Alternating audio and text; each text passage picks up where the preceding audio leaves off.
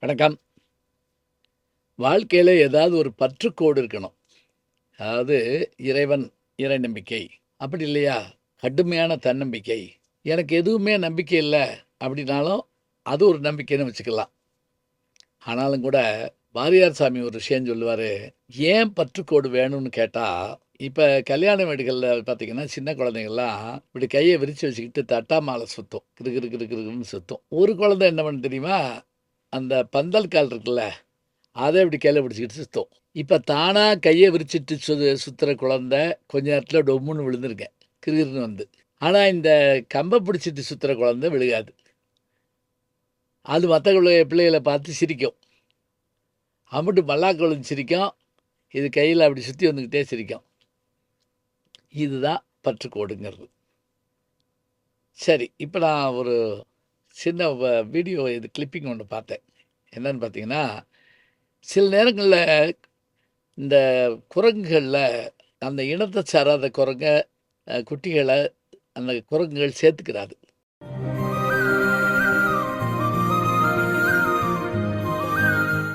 அப்படி சூழல்ல அந்த குரங்குகள் வந்து ரொம்ப ஒரு ஒரு ஏக்கத்தோட இருக்கும்.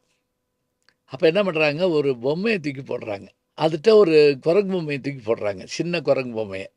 உடனே அந்த குட்டி உடனே என்ன செய்யுதுன்னா, அதுவரைக்கும் ஏக்கத்தோட பார்த்துக்கிட்டு இருந்தது, டக்குன்னு அந்த குரங்கு பொம்மைய தூக்கிட்டு, அதுக்கு ஒரு பற்றுக்கோடு கிடைச்ச மாரி, அதோட படுத்திருக்கு, அதோட தூங்குது, அதோட சாப்பிடுது, அதுக்கு ஏதோ குடுக்குது, எல்லாமே செய்யுதுங்க.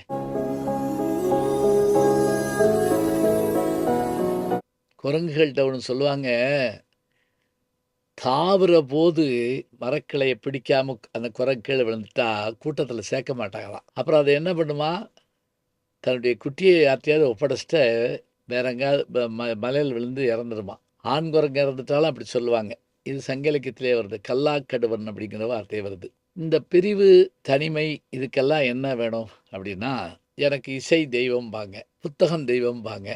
என்னுடைய வாழ்க்கையில நான் சந்திக்கிற அத்தனை மனிதரும் தெய்வம் தான் அப்படிம்பாங்க. எல்லாமே நல்லா இருக்கு கேட்க.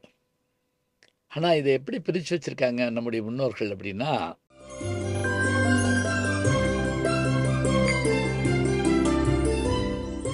மார்க்கட கிஷோர நியாயம் அப்படின்னு ஒண்ணு வச்சிருக்காங்க. மார்ஜால கிஷோர நியாயம் அப்படின்னு வச்சிருக்காங்க. ஒண்ணுமே புரியலையேன்னு சொல்லாதீங்க. எனக்கு முதல்ல ஒண்ணும் புரியல. அப்புறமேலு இதில எடுத்து பார்த்தேன். அகராதியில பார்த்தேன். நண்பர் மாது அவர்கள்ட்டயும் கேட்டேன். இந்த மார்க்கட கிஷோர நியாயம்னா என்ன அப்படின்னு பார்த்தீங்கன்னா, குரங்கு, குட்டி இத வச்சு ஒரு நியாயம். அது என்ன குரங்கு, குட்டி ஒரு நியாயம் அப்படின்னா, குட்டி போட்ட குரங்கு அந்த குட்டிய பத்தி அதிகம் கவலைப்படாதாம். ஆனா குட்டி தாய எந்நேரம் இறுக பிடிச்சுக்கிட்டே இருக்குமாம். இதுக்கு பேரு மார்க்கட கிஷோர நியாயம். மார்ஜால கிஷோர நியாயம்னா என்ன அப்படின்னா, பூனை குட்டி போட்ட பிறகு வாயில கவ்விக்கிட்டே அலையுமாம், குட்டிய பாதுகாக்கிறதுக்காக.